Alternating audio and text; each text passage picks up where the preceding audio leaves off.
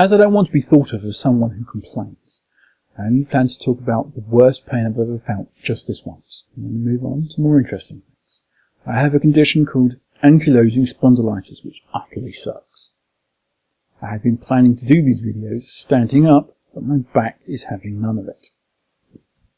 And that's on a green day. Remember, in episode 0, I told you I was going to tell you about these.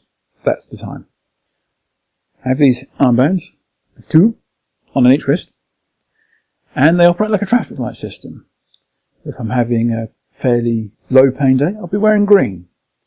If it's middling, I will have orange. And if it's terrible, I'll be wearing red, and I won't be filming. I probably won't be filming if I'm wearing either of these. You'll mostly see me wearing green. But that allows my friends and my family to know how much I'm capable of doing in any given day, because it's a complete dice roll, if I'm honest. Ankylosing spondylitis is a type of arthritis, typified by long-term inflammation of the joints of the spine. Fun. Along with that, my spine is slowly fusing together, creating what is charmingly called a bamboo spine. Also, I don't know if you can see, my neck is very curved. I have to look up in order to see forwards now.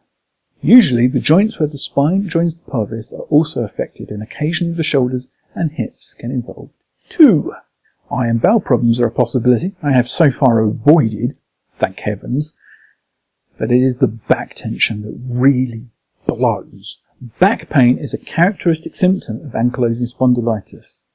The pain is wildly inconsistent, and it comes and goes whenever it damn well feels like it. Each day when I wake up, it may as well be a dice roll to describe if I will have massive pain, bearable pain, or next to no pain, with no rhyme or reason that I've been able to discern at all.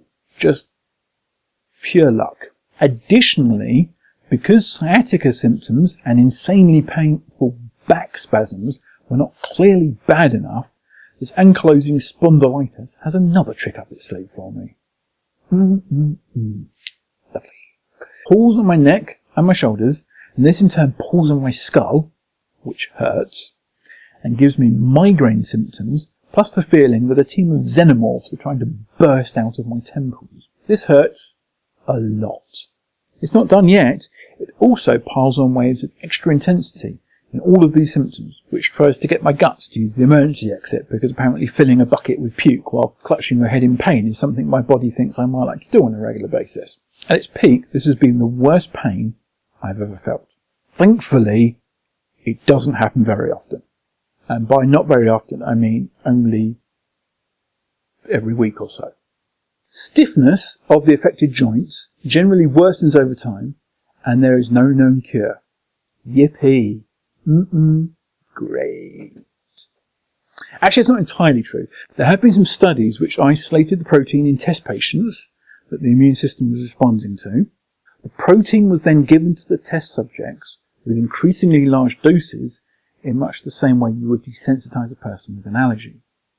The results of this study were highly promising, and that was the last anyone heard of it. Whoever ran that study, pull your finger out, sign me up for the next batch of testing. This condition sucks. I volunteer. Just make it happen, someone. So yes, there is no cure available at this time. The damage in my spine is largely painless, which is something. However, the damage can cause muscles to knot up, trapping nerves, and that really hurts. This can cause the spasms, which are, not to put too fine a point on it, sodding awful. As when it becomes head pain, then that's a whole day when I'm going to achieve not a single thing. Now, although the cause of ankylosing spondylitis is said to be unknown, it is believed to involve a combination of genetic and environmental factors. More than 85% of those affected in the UK have a specific human leukocyte antigen known as the HLA-B27 antigen, and I hope I pronounced that right, because science words. The underlying mechanism is believed to be autoimmune, so yeah, my immune system is attacking me. Fun. About the only way to bring the ankylosing spondylitis into control is to weaken my immune system. Oh, that sounds like a barrel of laughs. So any of you running around out there near me without a mask on, I'd like you to discover an alternative and extremely percussive use for my walking stick. Get your germs away from me, you selfish mask phobe. I want to stay healthy, and I do not want your germs. Thank you very much. Between 0.1 and 1.8% of people are affected with ankylosing spondylitis. Onset is typical in young adults. Males and females are affected equally. I will leave a link below this video to the National Ankylosing Spondylitis Society, a charity dedicated to supporting those of us with this arse of an illness. Rather than asking you to subscribe and share this video, I will end rather differently and ask if you might consider making a donation to the NASS. My next video will be regular nerdy wordy stuff. Until then, stay nerdy.